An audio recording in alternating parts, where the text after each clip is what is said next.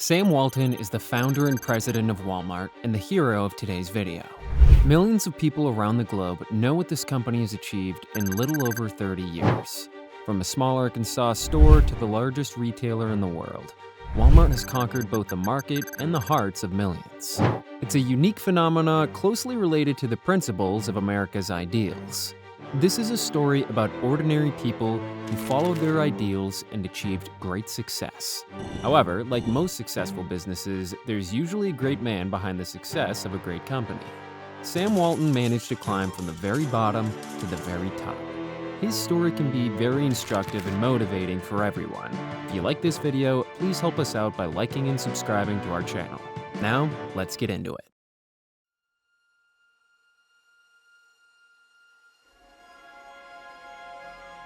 In 1985, Forbes magazine named Walton the richest man in America.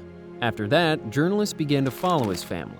They expected to see a luxurious life with expensive cars, swimming pools, and yachts. But the austere businessman continued to drive an old truck and get haircuts from an ordinary hairdresser. At the same time, once everyone discovered that the Walters were swimming in dollars, people began begging them for money. Because the family members shied away from the spotlight, the image of reclusive hermits developed. Relatives are the key point here, as Walmart is family-owned. I got family. Sam, his wife Helen, and their children are partners and share interests. Today, this family owns 38% of the company, a significant amount. But the Waltons don't need luxury. The reason for that hides in the past of Sam. Since childhood, Sam searched for any activity that could help him grow up faster and become independent. While still in college, he dreamed of becoming an insurance salesman. But since there was no real jobs for him in those days, he went into retail. His first retail job was at the shop Penny, where Sam worked for about a year and a half. This is important because it was the store's manager, Duncan Majors, who became Walton's role model and set the young man on a long path to success in the retail business. Sam proved to be very hardworking. He worked 12-hour days and ended up becoming a very successful manager. In 1942, Sam moved to the neighborhood of Ace and met Helen, his future wife, and was soon drafted into the Army. Due to health problems, he didn't serve on the front lines, but instead was engaged in organizational economic activities. It was a very important period for him as he had the time to borrow books from the library during the service. Finally, he could study the theory of retail trade without any distractions, which he did very diligently. Sam was getting ready. A year later, he married, and until the end of the war, the families lived in the barracks.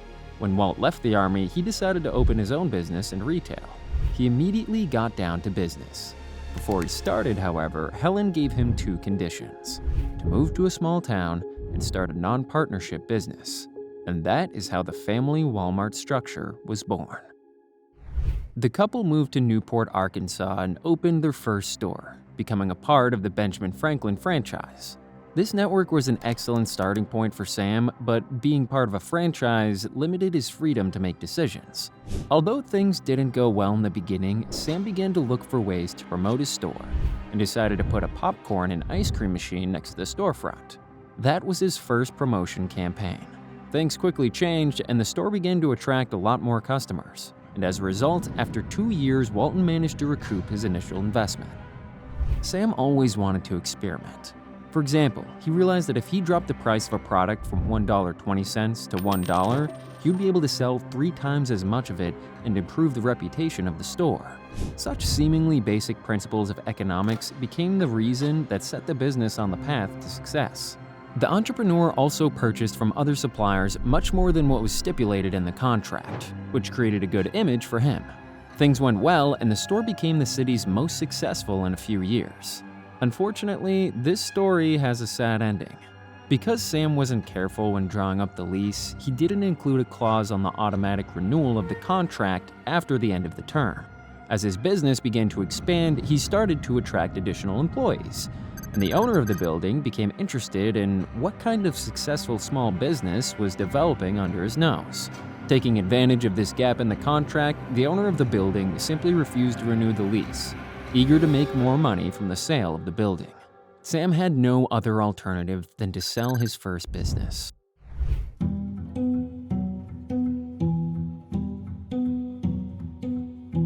As we've already noted, this was the time when Walton was able to understand the basic mechanisms of work in the retail sector, which was later reborn into the famous Laws of Walton, which he outlined in his book. For the most part, these laws rest on a system of purchasing directly from suppliers, consistent sales, and deep discounts. But besides that, they show the most important principle of Sam's trading: a focus on the customer. A new chapter started when our hero began to open new franchise stores. By the beginning of the 60s, he became the owner of 15 establishments in several states that brought him an annual income of $1.5 million. At the same time, all these establishments had key principles that distinguished them from the rest: large store footprints, a variety of goods, very attractive prices, and self-service, which at that time was an absolute innovation in retail. Seeing his success, Walton gradually came up with the idea of opening a large shopping center. Unfortunately, the Ben Franklin franchise wouldn't work with his idea, as the city he chose to build in already had a store from the same network, so it was impractical to open a new one. Life impressed upon him the fact that he needed to go out on his own without a franchise brand, and thus a fateful decision was made. As a result, he took out large loans from the bank and in 1962 opened his first store, bearing the now famous moniker Walmart. The key feature of the first stores was the super low prices, but in the future, new innovative types of shops began to appear, which offered the widest range of goods ever sold. They would go shopping at Walmart because the goods there were sold for about 20% less than any other competitor could offer. This was the biggest factor that attracted Walmart's initial audience and made the company instantly popular. How did they manage to achieve these prices? Well, to be honest, it wasn't easy. In those days, Walmart wasn't yet a recognized and well-known chain of stores, so Walton's managers, and often even himself, had to call suppliers and beg them for discounts, try to catch random suppliers from whom they could buy lots at a reduced price, or even trade at a loss. All in all, it was a difficult endeavor. But the businessman was well aware that it was the low prices that would be the key to the future of his business.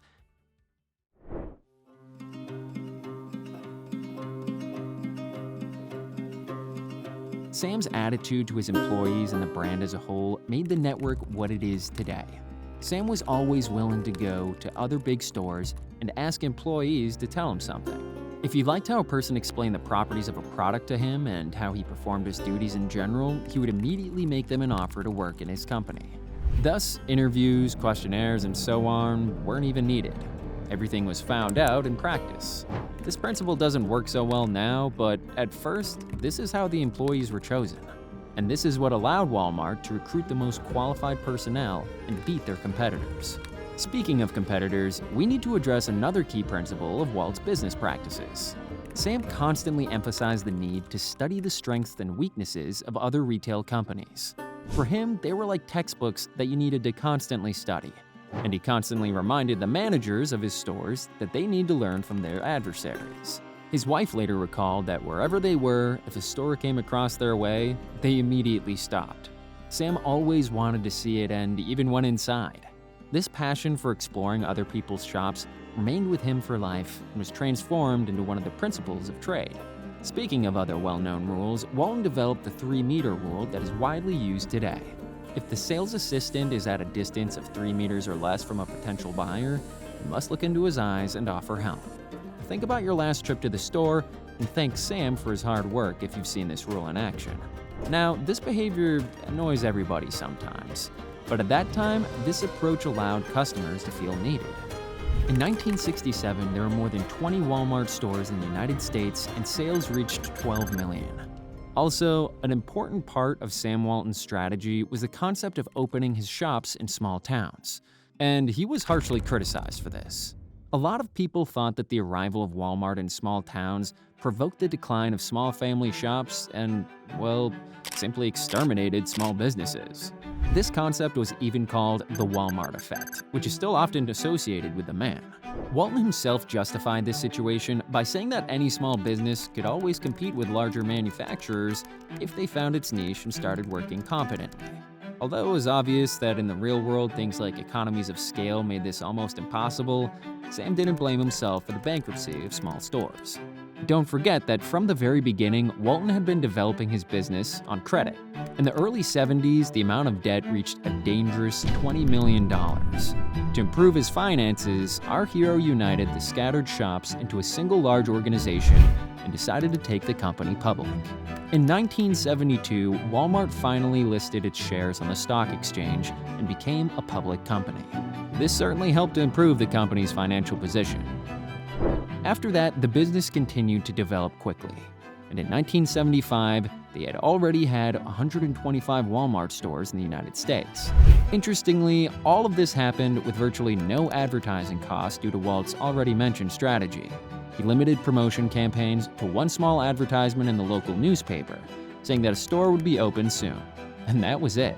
Because stores opened in small provincial towns, local people quickly found out that a discount store with low prices had appeared. They were ready to go there even from neighboring towns because it was simply more profitable for them. Walmart offered prices too low in comparison to family business stores. Here's the answer to why Walton so vehemently destroyed small businesses. At the same time, it was commonplace for people to send him letters with a proposal to open a Walmart in their small towns, and even offered buildings that could be suitable for this purpose. This shows how different Sam's store was and the importance it had for the common people. Because of such support, the company developed fantastically quickly. In 1977, the growth rate of the network reached 50 stores a year. Market leadership was now just a matter of time. Sam switched to a strategy of acquiring smaller stores instead of opening new ones to move towards global leadership even faster. Using this strategy, in the 80s, the company concentrated in the southeast of the United States. By 1985, it came to the point where it had become a real leader in this region. 900 stores with over 10,000 employees. Not a bad result for only 20 years, huh? In general, Sam wanted to have the warmest and friendliest relations within the team, which at the same time would benefit the company. What's even more interesting, he actively took part in the implementation of these principles. In 1985, there was a funny viral story of Walton losing a bet to the manager of his company. As a punishment, he had to dance in a Hawaiian suit on Wall Street. Now, just picture this. One of the richest men in the USA wearing a Hawaiian shirt and a skirt, dancing in the main financial street of the world. This story spread through the press and became a sensation on all the front pages for the next couple of days. In the same year, Walton topped the Forbes ranking as the richest man in the United States of America.